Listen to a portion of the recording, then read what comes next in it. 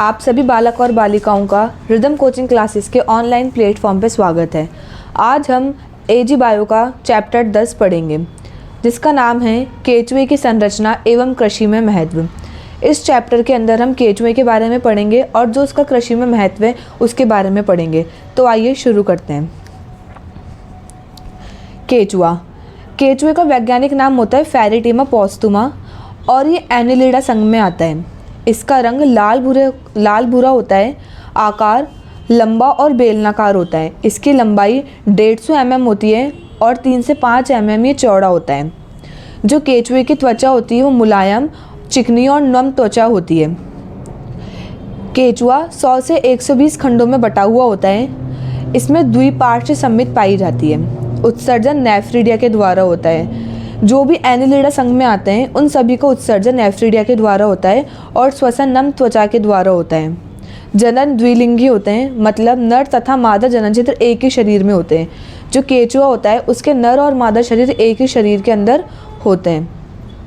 परिभाषा, हम इसमें पहले केचुए की बाह्य संरचना के बारे में पढ़ेंगे। केचुआ द्विपार्श्व सममित व शरीर बेलनाकार, आगे से नुकीला व पीछे से गोल होता है तथा मिट्टी में रेंगता हुआ दिखाई देता है। अभी हमने पढ़ा था जो केचुआ होता है वो द्विपार्श्व सममित होता है और शरीर उसका बेलनाकार होता है, आगे से नुकीला होता है और पीछे से गोल होता है, और जो केचुआ है वो मिट्टी में रेंगता हुआ हमें दिखाई देता है। जो केचुए का शरीर होता है 100 से 120 खंडों में बटा हुआ होता है तथा प्रथम खंड में मुख पाया जाता है। जो केचुए का शरीर है वो 100 से 120 खंडों में बटा हुआ होता है और प्रथम खंड में सबसे पहले उसमें मुख पाया जाता है और प्रथम खंड को पोस्ट्रोमियम कहते हैं। मुख अर्धचंद्राकार प्रवर्त के द्वारा ढका हुआ होता है, जिसे परिटुंड या पेरोस्ट्रोमियम कहते हैं। अब प्रथम खंड में मुख पाया जाता है और मुख क्या होता है, अर्धचंद्राकार प्रवर्त होती है, उससे ढका हुआ रहता है, जिसे परिटुंड कहते हैं। पेरोस्ट्रोमियम बिल खोदने का कार्य करता है। पेरोस्ट्रोमियम मतलब परिटुंड, जिससे मुंह ढका हुआ रहता है, तो वो क्या कार्य करता है, बिल खोदने का कार्य करता है। अंतिम खंड में मल द्वार पाया जाता है। प्रथम खंड में तो मुख पाया जाता है और अंतिम खंड में मल द्वार पाया जाता है, इसे गुदा खंड कहते हैं। 14, 15 और 16 खंड एक दूसरे से मिलकर एक मोटी पट्टी बनाते हैं, जिसे क्लाइमेटम कहते हैं। ठीक है, जो 14, 15 और जो 16 खंड होते हैं वो क्लाइटेलम बनाते हैं तथा क्लाइटेलम द्वारा कोकून का निर्माण होता है। अब जो 14, 15 और 16 खंड इसको क्लाइटेलम कहते हैं और इनके द्वारा क्या होता है, कोकून का निर्माण होता है। 14वें खंड में मादा जनन छिद्र व 18वें खंड में अधर पार्श्व पर नर जनन छिद्र पाया जाता है। इसमें गति के लिए शुक पाए जाते हैं, जो एस आकृति के होते हैं। जो केचुआ है वो गति करता है वो शुक की सहायता से करता है और ये एस आकृति के होते हैं। प्रथम खंड क्लाइटेलम खंड और अंतिम खंड में शुक अनुपस्थित होता है। प्रथम खंड और क्लाइटेलम खंड मतलब 14, 15 और 16वें खंड में, और अंतिम खंड में जो शुक होता है वो अनुपस्थित होता है। 5 से 6, 6 से 7, 7 से 8 और 8 से 9 खंड में शुक्रधानियाँ पाई जाती है। 17वें और 19वें खंड में जनन पैपिली पाई जाती है, जो मैथुन के समय चूषक का कार्य करती है। 17वें और 19वें खंड में जनन पैपिली पाई जाती हैं। ठीक है, अभी तो हमने पढ़ी थी केचुए की बाह्य संरचना। अब हम पढ़ेंगे केचुए की आंतरिक संरचना। सबसे पहले है श्वसन तंत्र। श्वसन तंत्र अनुपस्थित होता है। अभी हमने पढ़ा था कि जो श्वसन तंत्र है वो किसके द्वारा होता है, इसमें श्वसन नम त्वचा के द्वारा होता है।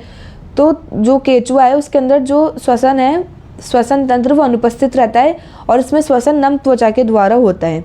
इसमें ऑक्सीजन देह घुइये रक्त में घुल जाती है तथा कार्बन डाइऑक्साइड बाहर निकलती है। वह हीमोग्लोबिन प्लाज्मा में घुल जाता है, इसलिए रक्त लाल दिखाई देता है। जो हीमोग्लोबिन है वो प्लाज्मा में घुल जाएगा तो हमें जो रक्त का रंग है वो लाल इसलिए दिखाई देता है। ठीक है, श्वसन तंत्र पढ़ा था। परिसंचरण तंत्र, इसमें बंद परिसंचरण तंत्र पाया जाता है। इसमें 7, 8, 12 और 13 खंड में कपाट पाए जाते हैं, अर्थात हृदय 4 जोड़ी नलिकाकार पेशीय स्पंदनशील कपाट पाए जाते हैं। ठीक है, उत्सर्जन तंत्र नेफ्रिडिया के द्वारा होता है। नेफ्रिडिया को कार्य के आधार पर 2 भागों में बांटा गया है। जो नेफ्रिडिया है उसको कार्यों के आधार पर 2 भागों में बांटा गया है, बहिर्मुखी नेफ्रिडिया और आंतर्मुखी नेफ्रिडिया। बहिर्मुखी नेफ्रिडिया क्या होता है, यह शरीर में बाह्य भागों में खुलकर उत्सर्जन करते हैं और अंतर्मुखी नेफ्रिडिया ये उत्सर्जी पदार्थों को आहार नाल में भेजकर जल की मात्रा को बढ़ाता है, जिससे केचुआ नम हो जाता है। ठीक है, हमने परिसंचरण तंत्र पढ़ा, उत्सर्जन तंत्र पढ़ा, पीछे हमने श्वसन तंत्र पढ़ा। अब हम पढ़ेंगे तंत्रिका तंत्र। तंत्रिका तंत्र 3 भाग में बटा हुआ होता है, केंद्रीय तंत्रिका तंत्र, परिधीय तंत्रिका तंत्र और अनुकंपीय तंत्रिका तंत्र। जो केंद्रीय तंत्रिका तंत्र होता है यह अग्र तंत्रिका वलय व तंत्रिका रज्जु होते हैं। ये क्या, अग्र तंत्रिका वलय और तंत्रिका रज्जु होते हैं। और जो परिधीय तंत्रिका तंत्र होता है, अग्र तंत्रिका वलय तथा तंत्रिका रज्जु से तंत्रिकाएं निकलकर परिधीय तंत्रिका तंत्र बनाती है। क्या, अग्र तंत्रिका वलय और तंत्रिका रज्जु से तंत्रिकाएं निकलकर परिधीय तंत्रिका तंत्र बनाती है। और अनुकंपी तंत्रिका तंत्र, इसमें तंत्रिका तंत्र जाल के रूप में होता है जो मांसपेशियां व आहार नाल तक फैला हुआ होता है। ठीक है, अब है जनन। अब पहले पीछे देखा था कि इसमें जनन कैसा होता है, द्विलिंगी होता है। नर जनन छिद्र 18वें खंड में होता है और मादा जनन छिद्र 14वें खंड में होता है। ठीक है, केचुए में पूर्वता पाई जाती है, अर्थात नर जननांग का विकास मादा जननांग से पहले हो जाता है। केचुए में क्या पाई जाती है, पूर्वता। इसका मतलब क्या होता है, जो नर जननांग होते हैं ना वो पहले विकसित हो जाते हैं मादा जननांग से। नर जननांग में वर्षण कोश, शुक्राशय, प्रोस्टेट ग्रंथि, सहायक ग्रंथि आते हैं। और मादा जननांग में अंडाशय, अंडकीप, अंडवाहिनी, मादा जनन छिद्र व शुक्र गुहिकाएँ आती हैं। ठीक है, अब जनन की प्रक्रिया। जनन का समय होता है इनका 12 से 24 घंटे में, मतलब 12 से 24 घंटे में जनन करते हैं। 2 केचुए अभी जनन किस प्रकार करते हैं, तो क्या होता है, 2 केचुए विपरीत सिरे से एक दूसरे के समीप आते हैं। 2 केचुए क्या करते हैं, विपरीत सिरे से एक दूसरे के समीप आते हैं तथा एक दूसरे से सेट हो जाते हैं, मतलब एक दूसरे से अच्छे प्रकार से चिपक जाते हैं। इस प्रकार सेट होते हैं कि एक का मादा जनन छिद्र व दूसरे का नर जनन छिद्र एक दूसरे के समीप आ जाए। अब वो दोनों पीछे से एक दूसरे के प्रकार सेट होते हैं। अब वो सेट कैसे होते हैं कि एक का तो मादा जनन छिद्र और दूसरे का नर जनन छिद्र समीप आ जाए। 17वें व 19वें खंड में उपस्थित जनन पैपिली एक दूसरे को चिपकने में सहायता प्रदान करती है, चिपकाने में सहायता प्रदान करती है। अब 17वें और 19वें खंड में क्या पाई जाती है, जनन पैपिली पाई जाती है जो दोनों केचुए को चिपकाने का कार्य करती है। केचुए में निषेचन कोकून में होता है। जो केचुए का निषेचन होता है वो कोकून में होता है। कोकून का निर्माण क्लाइटेलम खंड द्वारा होता है। अभी हमने पढ़ा था कोकून का निर्माण किसके द्वारा होता है, क्लाइटेलम खंड के द्वारा। क्लाइटेलम खंड क्या होता है, 14वां, 15वां और 16वां खंड मिलकर क्लाइटेलम का निर्माण करते हैं। केचुए में बाह्य निषेचन पाया जाता है। एक कोकून से एक ही केचुए का निर्माण होता है। अब हमने जनन तंत्र पढ़ा, अब है पाचन तंत्र। केचुए में पाचन तंत्र मुख गुहा से गुदा तक खुलता है। पाचन तंत्र से संबंधित भाग। अब जो मुख होता है वो प्रथम खंड में होता है। मुख गुहा 1 से लेकर 3 खंड में होती है। हम इसको चित्र के माध्यम से समझते हैं कि जो मुख है, देखो ये प्रथम खंड में क्या है, मुख है। उसके बाद में इसके नीचे मुख गुहा है 1 से लेकर 3 खंड में। फिर यह है ग्रसनी, चौथे खंड में ग्रसनी है। और ये जो लंबी नलिकाकार संरचना है उसको वो होती है ग्रसिका, 5 से लेकर 8वें खंड तक। और ये जो ये फूला हुआ भाग होता है ये होता है पेशनी, 8 से लेकर 9 में। और फिर जो पेशनी के जो नीचे है वो होता है अमाशय, 9 से लेकर 14 खंड तक। और जो ये आपको ये दिखाई दे रहा है ये है आंत्रसिका। अब जो आंत होती है वो 15 से लेकर 99 खंड तक होती है। आंत के भी 3 भाग होते हैं। पूर्व टिप्लोसोलर जो कि 15 से लेकर 26 खंड तक होता है। टिप्लोसोलर 27 से लेकर 75 तक होता है। और पश्य टिप्लोसोलर 76 से 99 खंड तक होता है। अब गुदा क्या, अंतिम सिरे पर क्या पाई जाती है, गुदा पाई जाती है। अब हम इन खंडों के बारे में, सबके बारे में एक एक करके पढ़ेंगे। मुख है, इसमें अर्धचंद्राकार संरचना पाई जाती है जिसे परिटुंड या पेरोस्ट्रोमियम कहते हैं। इससे मुख ढका हुआ होता है। मुख गुहा को ग्रहण करने का कार्य करता है। जो ये मुख होता है वो क्या करता है, भोजन को ग्रहण करने का कार्य करता है। ठीक है, अब मुख गुहा क्या होती है, 1 से लेकर 3 खंड तक होती है। मुख गुहा भोजन को ग्रसनी तक पहुंचाती है। अब ये मुख गुहा है, अब मुख गुहा से भोजन कहाँ जाता है, ग्रसनी के अंदर जाता है। ठीक है, ग्रसनी में क्या लाल ग्रंथियाँ पाई जाती है जो भोजन का अपघटन करने में सहायक होती है। ग्रसनी के अंदर क्या पाई जाती है, लाल, इसमें लाल ग्रंथियाँ पाई जाती हैं। अब ग्रसनी से ग्रसिका में भोजन आएगा तो इसमें क्या होगा, भोजन का अपघटन होगा। ठीक है, अब है ग्रसिका, यह भोजन को पेशनी तक पहुंचाती है। अभी हमने पढ़ी थी ग्रसनी, ग्रसनी में लाल ग्रंथियां पाई जाती है जो भोजन का अपघटन करती है। उसके बाद में ग्रसिका, ग्रसिका में क्या होता है, ये भोजन को पेशनी तक पहुंचाती है जो तथा इसमें भोजन का पाचन नहीं होता। अभी जो ये जो है ये वो ग्रसिका है। अभी भोजन को कहाँ पहुंचाती है, जो इसके नीचे वाला भाग है पेशनी तक पहुंचाती है। और इसमें जो ग्रसिका में क्या होता है, भोजन का अवशोषण नहीं होता। ठीक है, पेशनी क्या होता है, ये अंडाकार संरचना होती है जो भोजन को पीसने का कार्य करती है। अमाशय, पेशनी का छोटा व सकरा भाग अमाशय में खुलता है। अभी हमने देखा था ना कि जो पेशनी तो ये फूला हुआ भाग है अंडाकार भाग, अब इसका जो सकरा भाग है वो क्या है, अमाशय है। तो पेशनी का छोटा व सकरा भाग अमाशय में खुलता है। अमाशय में कैल्सीफेरस ग्रंथि पाई जाती है जो ह्यूमिक अम्ल को उदासीन बनाती है। अब है आंत, यह 15 से शुरू होकर अंतिम खंड तक फैली होती है। इसमें 3 भाग होते हैं। पहला होता है पूर्व टिप्लोसोलर, इसमें रसांकुर पाए जाते हैं जो भोजन के अवशोषण में सहायता प्रदान करते हैं। पूर्व टिप्लोसोलर में रसांकुर पाए जाते हैं जो कि क्या होता है, भोजन का अवशोषण करते हैं। इसमें आंत्रसिका पाई जाती है जो उभार के रूप में होती है। टिप्लोसोलर, ये 27 से अंतिम 25 खंडों को छोड़कर सभी खंड टिप्लोसोलर कहलाते हैं। इसका कार्य भी भोजन का अवशोषण करना होता है तथा इसमें रसांकुर बड़ी आकृति के पाए जाते हैं। पूर्व टिप्लोसोलर में भी रसांकुर पाए जाते थे, पर टिप्लोसोलर में क्या होता है, बड़ी आकृति के रसांकुर पाए जाते हैं और क्या करते हैं, इधर भोजन का क्या होता है, अवशोषण होता है। पश्च टिप्लोसोलर, इसमें मलाशय पाया जाता है। इसमें भोजन का अवशोषण नहीं होता तथा मलाशय गुदा खंड में खुलता है। अब गुदा क्या होती है, इससे अपचित भोजन छोटी छोटी गोलियों के रूप में बाहर निकलता है, जिसे वर्मी कास्टिंग कहते हैं, कृषि कास्टिंग कहते हैं, जिसे वर्मी कास्टिंग और कृषि कास्टिंग कहते हैं। ठीक है, गुदा से क्या होता है, अब वो भोजन को खाता है और जो अपचित भोजन होता है वो बाहर निकल जाता है, तो उसको क्या कहते हैं, वर्मी कास्टिंग कहते हैं। अब हमने केचुए की बाह्य और आंतरिक संरचना पढ़ी। अब हम केचुए के पाचन क्रिया के बारे में पढ़ेंगे। केचुआ मुख से कार्बनिक पदार्थों के एक साथ मिट्टी के कणों को मुंह से और मुख गुहा व ग्रसनी तक पहुंचाता है। केचुआ क्या करता है, मुख से कार्बनिक पदार्थों के साथ साथ मिट्टी के कणों को मुख से मुख गुहा व ग्रसनी तक पहुंचाता है। ग्रसनी में मौजूद प्रोटीज एंजाइम प्रोटीन का पाचन करता है। ये हम क्या पढ़ रहे हैं, पाचन जो क्रिया है उसके बारे में पढ़ रहे हैं। अभी हमने जो पूरा पढ़ा उसको अब हम एक साथ पढ़ रहे हैं। तो ग्रसनी में मौजूद प्रोटीज एंजाइम प्रोटीन का पाचन करते हैं तथा भोजन को ग्रसिका से पेशनी तक पहुंचाते हैं। पेशनी में भोजन का पाचन होता है तथा इसके पश्चात भोजन अमाशय में पहुंचता है। हमने अभी ये पूरा पढ़ा था। और अमाशय में क्या होता है, कैल्सीफेरस ग्रंथि होती है जो कि ह्यूमिक अम्ल को उदासीन बनाती है।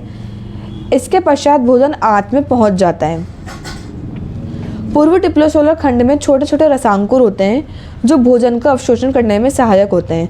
अभी हमने पढ़ा था कि पूर्व टिप्लोसोलर में छोटे छोटे रसांकुर होते हैं और टिप्लोसोलर में बड़ी आकृति के रसांकुर होते हैं जो भोजन अवशोषण की जगह जिससे भोजन अवशोषण की जगह बड़ी होती है, वह भोजन का अवशोषण होता है। पश्चिम टिप्लोसोलर खंड में मलाशय पाया जाता है। इसके पश्चात भोजन के अपचित पदार्थ छोटी छोटी गोलियों के रूप में बाहर निकल जाते हैं, गुदा खंड से बाहर निकल जाते हैं और इसे क्या कहते हैं, हम वर्मी कास्टिंग और कृषि कास्टिंग कहते हैं। ठीक है, तो पहले हमने पाचन तंत्र के बारे में पढ़ा कि क्या क्या होता है, फिर उसकी क्रिया हमने पूरी की एक साथ पढ़ ली। ठीक है, अब है कि केचुए का कृषि में क्या महत्व है। तो पहला है प्रलोभन एवं भोजन के रूप में। केचुए का उपयोग मछली पकड़ने में भी किया जाता है। जो केचुए का उपयोग है वो मछली पकड़ने में करते हैं और इसके अलावा मछलियाँ, पक्षी, छुचुंदर, मेंढक, छिपकली, सांप, कान खजूरा आदि भोजन के रूप में इसको खाते हैं। केचुआ है उसको छिपकली, सांप, कान खजूरा ये सब क्या है, भोजन के रूप में खाते हैं। जैविक खाद एवं उर्वरक केचुए की खाद बनाई जाती है तो उसमें भी इसका उपयोग होता है। केचुए से वर्मी कंपोस्ट बनाया जाता है जिसको उपयोग खाद के रूप में किया जाता है। मृदा सुधारक के रूप में मृदा में रंध्राकोश बढ़ाता है, इससे पादप को ऑक्सीजन मिल जाते हैं। जिससे जल निकास व जल धारण क्षमता बढ़ती है। अब ये तो हमने क्या पढ़ लिया, इसके लाभ पढ़ लिया कि इसका क्या क्या लाभ होता है। अब इसका क्या होता है, हानियाँ भी होती हैं। यह मृदा को खोखला बना देता है, जिससे मृदा का कटाव ज़्यादा होता है। जो केंचुआ होता है ना, वो मृदा को खोखला बना देता है। इससे क्या होता है, मृदा का कटाव ज़्यादा होता है। केंचुए की कुछ प्रजातियाँ जैसे कि माला बेरिया, पैडोडिकोला धान की जड़ों को हानि पहुंचाती है। ये केंचुए की प्रजाति है जो कि क्या है, धान की जड़ों को हानि पहुंचाती है। फेरिटीमा एलोंगेटा पान के पौधे के तने को नुकसान पहुंचाता है। तो इसके केंचुए के लाभ भी होते हैं तो केंचुए की हानि भी होती है। हमारा ये केंचुए वाला चैप्टर 10वां चैप्टर ख़त्म हो गया। अब हम 11वां पार्ट पढ़ेंगे, टिड्डा। टिड्डे की संरचना, उसका जीवन चक्र, उसका कृषि में महत्व। वो ये पहले हम इसकी संरचना पढ़ेंगे, फिर उसका जीवन चक्र पढ़ेंगे और फिर उसका कृषि में महत्व पढ़ेंगे। ठीक है। टिड्डा, इसका वैज्ञानिक नाम होता है हीरोग्लाइफस बैनियान या हीरोग्लाइफस निग्रोरी प्लेट्स। इसके 2 नाम होते हैं और टिड्डे को खरीफ का टिड्डा भी कहते हैं। इसके मुखांक काटने व चबाने वाले होते हैं। इनका शरीर काइटिन का बना होता है। वो टिड्डा होता है उसका शरीर काइटिन का बना हुआ होता है। उत्सर्जन मैल पीली नलिकाओं के द्वारा होता है। इसमें बाह्य कंकाल पाया जाता है। इनका शरीर सिर, वृक्ष और उदर में बटा हुआ रहता है। हमने कीट वाले चैप्टर में भी पढ़ा था कि जो भी ये कीट होते हैं उनका शरीर 3 सिर, वृक्ष और उदर में क्या होता है, बटा हुआ रहता है। अब सिर क्या होता है, सिर में एक जोड़ी श्रृंगिकाएँ होती हैं जो संवेदनाओं को ग्रहण करती है। उनके सिर में क्या होती है, एक जोड़ी श्रृंगिकाएँ होती हैं जो भी संवेदनाएं होती हैं उनको ग्रहण करती है। और एक जोड़ी नेत्र पाए जाते हैं जो देखने में सक्षम होते हैं। इनमें 2 नेत्रों के मध्य एक उपनेत्र पाया जाता है जो देखने में अवशोषी होता है। इनमें एक जोड़ी तो नेत्र पाए जाते हैं। नेत्र क्या काम करते हैं, देखने का काम करते हैं। और दोनों नेत्रों के मध्य एक उपनेत्र पाया जाता है जो कि देखने में अविशेषी होता है। इसका मुख अधोन्मुखी होता है जो नीचे की तरफ झुका होता है। इसका जो मुख होता है वो क्या होता है, नीचे की तरफ झुका हुआ होता है। वक्ष में 3 खंड होते हैं जिसमें 3 जोड़ी टांगें निकली रहती हैं। इनकी टांगों में 5 खंड होते हैं। अब इनमें वक्ष में 3 खंड होते हैं जिनसे 3 जोड़ी टांगें निकली रहती है। इनकी टांगों में 5 खंड होते हैं। ठीक है। कॉक्सा, ट्रोकेंटर, फीमर, टीबिया और टार्सस। टार्सस के 3 भाग होते हैं, प्री टार्सस, मीजो टार्सस और मेटाटार्सस। अब क्या होता है, हमने सिर पढ़ा, वक्ष पढ़ा, वह उधर क्या होता है, खंडों की संख्या 11 होती है। मतलब उधर में 11 खंड पाए जाते हैं। यह काइटिन की प्लेटों से ढका हुआ होता है। पृष्ठ सतह पर टर्गम तथा अधर सतह पर स्टर्नम काइटिन की प्लेट पाई जाती है। अब उधर में क्या होता है, पृष्ठ सतह पर तो टर्गम और अधर सतह पर स्टर्नम काइटिन की प्लेट होती है, काइटिन की प्लेट पाई जाती है। यह काइटिन की प्लेट प्यूरोन झिल्ली द्वारा जुड़ी हुई होती है। अब जो काइटिन की प्लेट होती है वो प्यूरोन झिल्ली के द्वारा जुड़ी हुई होती है। टिड्डे में कुल 10 जोड़ी श्वसन छिद्र पाए जाते हैं। 8 जोड़ी तो उदर में पाए जाते हैं और 2 जोड़ी वक्ष में पाए जाते हैं। तो केंचुए में 10 जोड़ी श्वसन छिद्र होते हैं। मादा का उदर नर की तुलना में नुकीला होता है। जो मादा का उदर होता है वो नर की तुलना में नुकीला होता है। 8वें व 9वें खंड को अंडरोपक कहते हैं क्योंकि इसमें अंडे बनते हैं। अब 8वें और 9वें खंड को क्या कहते हैं, अंडरोपक कहते हैं। क्यों कहते हैं, क्योंकि इसमें अंडे बनते हैं। तथा अंड वे अंडकोष्ठों में स्थित होते हैं। जो अंडे होते हैं वो अंडकोष्ठकों में स्थित होते हैं। तथा मादा अंडकोष्ठकों को मिट्टी में दबा देती है। जो मादा होती है वो अंडकोष्ठकों को क्या करती है, मिट्टी में दबा देती है। टिड्डे के मुखांक। टिड्डे में आदिम प्रकार के मुखांक पाए जाते हैं। आदिम प्रकार के मतलब काटने और चबाने वाले। ठीक है। मुखांक के निम्न भाग होते हैं। पहला होता है ऊपरी होठ। ठीक है, जिसको लैब्रम कहते हैं। यह चौड़ा व खोखला होता है जो मुख को आगे से बंद करता है। जो ऊपरी होठ होता है वो चौड़ा होता है और खोखला होता है और मुख को क्या करता है, आगे से बंद करता है। चिबुका अस्थि, इसको मैंडिबले कहते हैं। यह एक जोड़ी कठोर त्रिभुजाकार होता है। जो चिंबुका अस्थि होती है वो त्रिभुजाकार होती है जो आर्य जैसे दांत के समान होती है। यह काटने व चबाने का कार्य करती है। चिबुका अस्थि वो काटने का और चबाने का कार्य करती है। जंबिका, ये भोजन को इस प्रकार पकड़ कर रखती है कि चिबुका अस्थि भोजन को काट व चबा सके। अब जंबिका क्या करती है, भोजन को पकड़े रखती है। जिससे क्यों पकड़े रखती है, ताकि जो चिबुका अस्थि है वो भोजन को काट और चबा सके। निचला होठ, यह मुख को बंद करने का काम करती है तथा जंबिका के पीछे पाई जाती है। जो निचला होता है वो जंबिका के पीछे पाया जाता है। अधोग्रसनी, मुख गुहा के मध्य एक जीभ जैसा हिस्सा होता है जिसे अधोग्रसनी कहते हैं। मुख गुहा के बीच में क्या होता है, एक जीभ जैसा हिस्सा होता है जिसे अधोग्रसनी कहते हैं। इसमें लाल ग्रंथियां पाई जाती हैं। अब है टिड्डे का जीवन चक्र। इसमें लार्वा प्यूपा अवस्था नहीं पाई जाती, मतलब इसमें अपूर्ण कायांतरण पाया जाता है। इसमें लार्वा या प्यूपा अवस्था नहीं पाई जाती, इसमें अंडा, शिशु और प्रौढ़ अवस्था पाई जाती है, अर्थात इसमें अपूर्ण कायांतरण पाया जाता है। इसमें अपूर्ण कायांतरण क्यों पाया जाता है, क्योंकि इसमें लार्वा या प्यूपा अवस्था नहीं होती। अब है अंडा। सितंबर के अंतिम सप्ताह या अक्टूबर के प्रथम सप्ताह में नर व मादा कुछ घंटों तक मैथुन क्रिया करते हैं।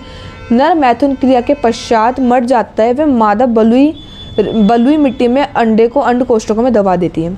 अभी सितंबर के अंतिम सप्ताह में या फिर अक्टूबर के प्रथम सप्ताह में दोनों मैथुन करते हैं। अब मैथुन के पश्चात क्या होता है, जो नर होता है वो मर जाता है और जो मादा होती है वो बलुई रेतीली मिट्टी में अंड कोष्ठक को दबा देती है और अंडों की संख्या होती है 40। मतलब जो नर होता है वो मैथुन के पश्चात मर जाता है। शिशु से वयस्क बनने पर त्वचा में 6 बार निर्मोचन होता है। जो शिशु है और वो वयस्क बनेगा तो कितनी बार उसमें त्वचा में 6 बार उसकी त्वचा में निर्मोचन होगा।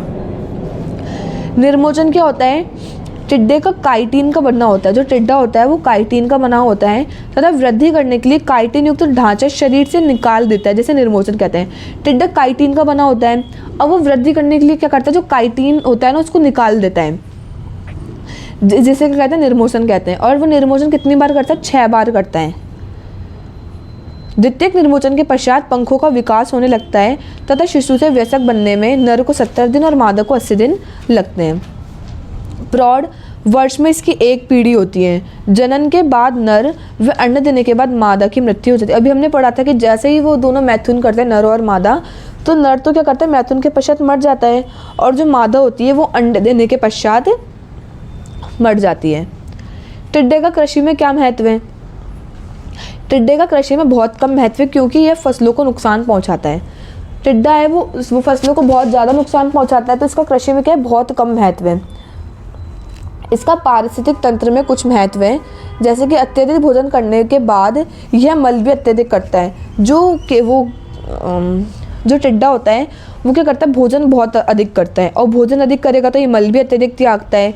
इसके मल में सूक्ष्म जीव गोबर की खाद की तुलना में अधिक होती है। अब क्या होता है, इसके मल में जो सूक्ष्म जीव होते हैं वो गोबर की खाद की तुलना में अधिक होते हैं, जिससे मृदा की उर्वरा क्षमता बढ़ती है।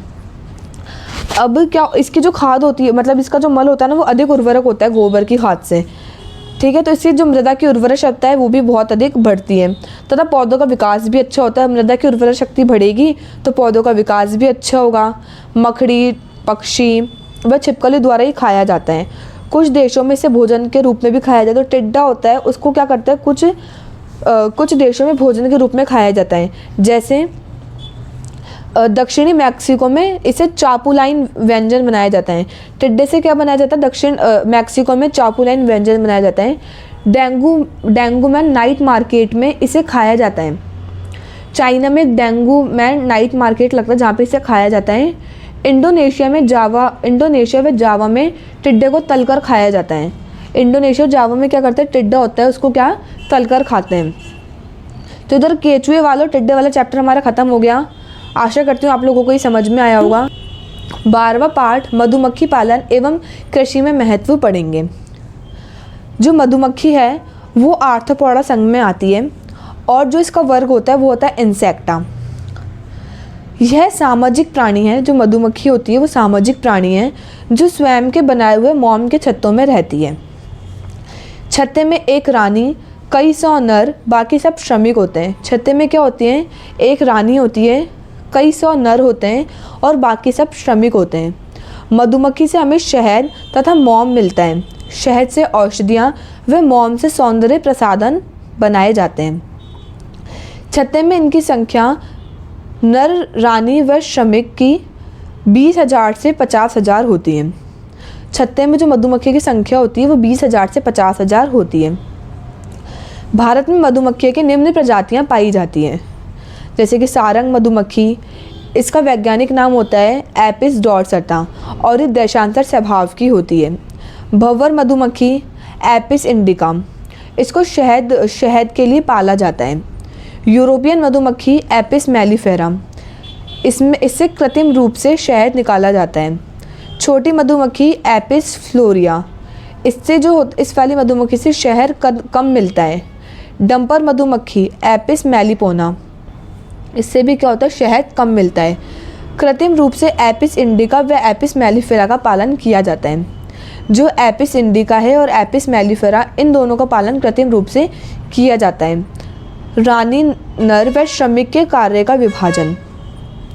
जो रानी होती है वो छत्ते की मुखिया होती है। इसका जीवन काल 2 से 5 वर्ष का होता है और छत्ते में रानी कितनी होती है, छत्ते में रानी की एक संख्या होती है, मतलब एक ही रानी पाई जाती है। छत्ते में रानी रॉयल जेली खिलाने से बनती है। एक जेली होती है, इसका नाम होता है रॉयल जेली।